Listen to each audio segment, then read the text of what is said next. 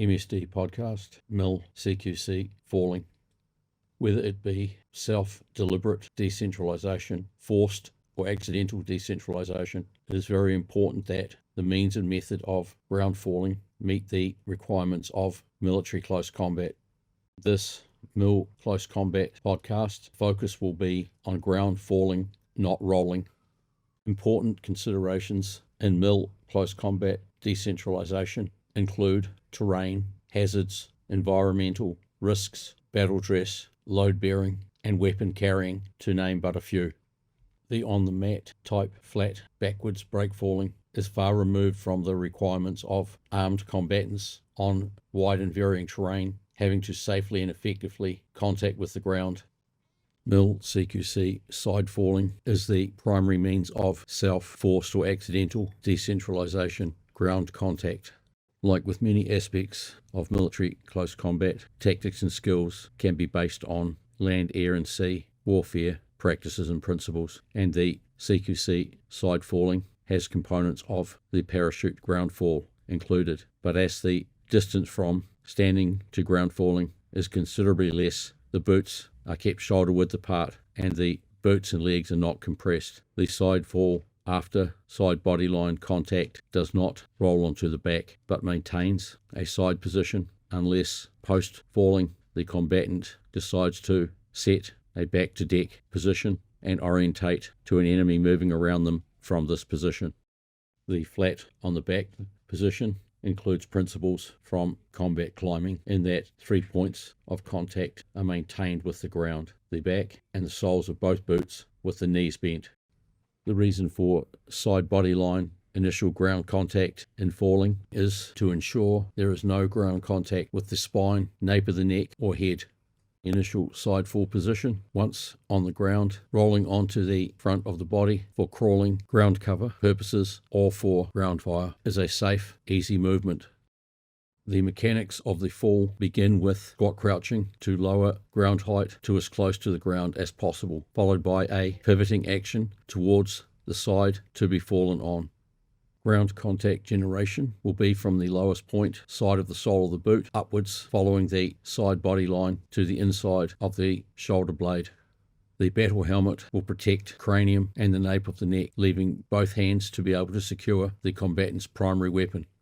In a civvy self-defense situation or urban operators situation when not in battle dress and without a helmet, the hard cover guarding of the nape of the neck, 7 cervical vertebrae, is a priority. A side fetal body position will be set and maintained from ground contact through to the next action taken. This is to ensure ground contact is in a rocking action, not a hard falling flat ground contact action. The mill CQC side fall provides good weapon security and also safety by being able to ensure the muzzle is held and directed away from the ground. By pivoting and sliding boots, maintaining a ground affinity, directional side falling can be achieved in any direction. In deliberate self-decentralisation, mill CQC falling, you would want to fall away from the enemy, leaving your boots closest to the enemy and your head furthest away from the enemy. Post CQC side ground falling, you can maintain boot to ground contact by propping and can effectively stamp kick from this position.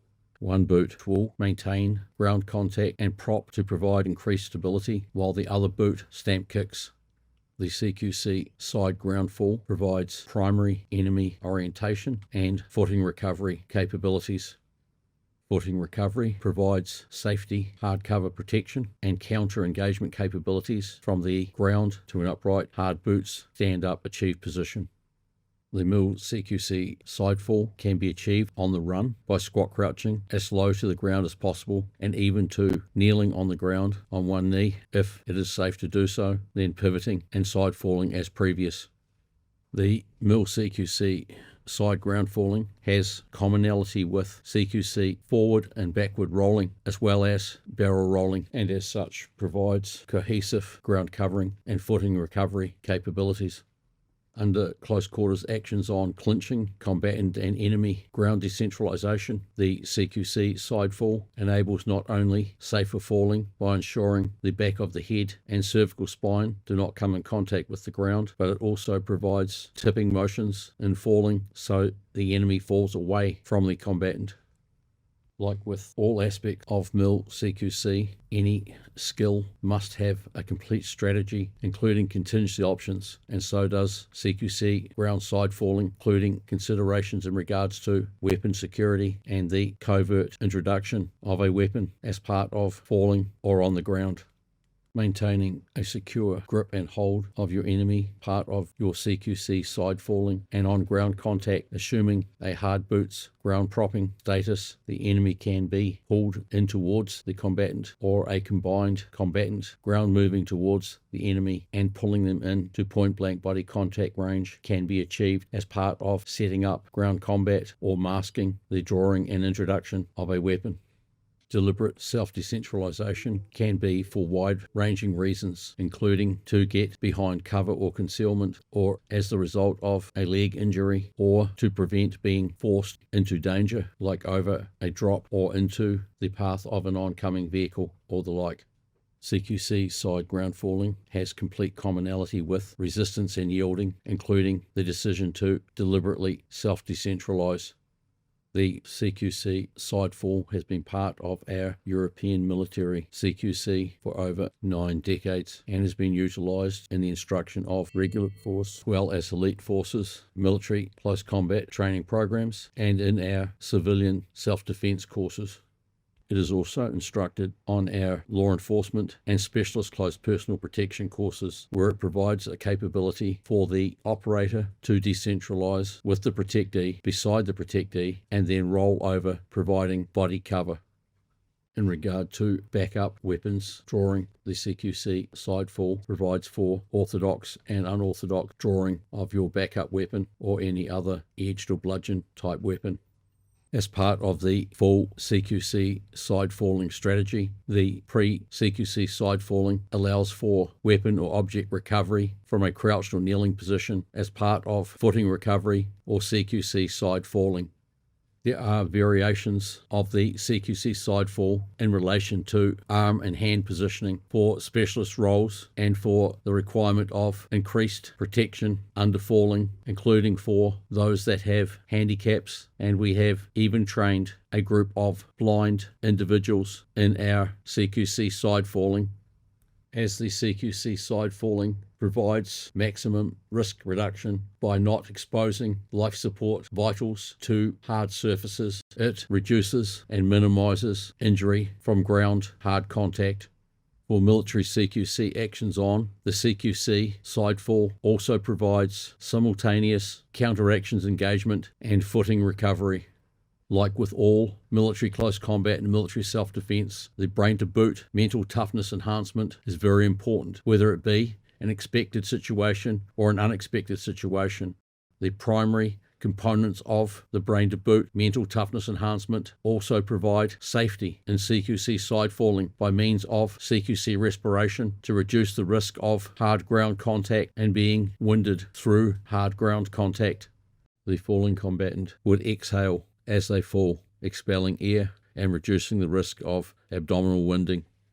Under our CQC training, the CQC side fall is practiced under wide-ranging situations and conditions, ranging from static high repetition training through to utilization under BHEs, as well as jumping from a greater height and incorporating a parachute ground contact, initial compressed legs type fall, and after ground contact moving to a CQC boot shoulder width apart status.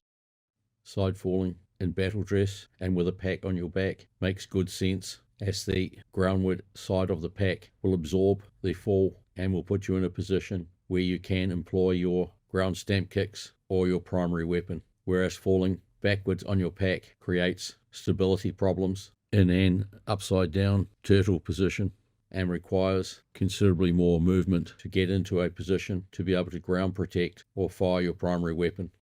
CQC post-side falling provides in training wide-ranging roles, duties, threat and situational means and methods of threat neutralization, from incapacitation through to lethal kill or die battlefield actions on enemy elimination.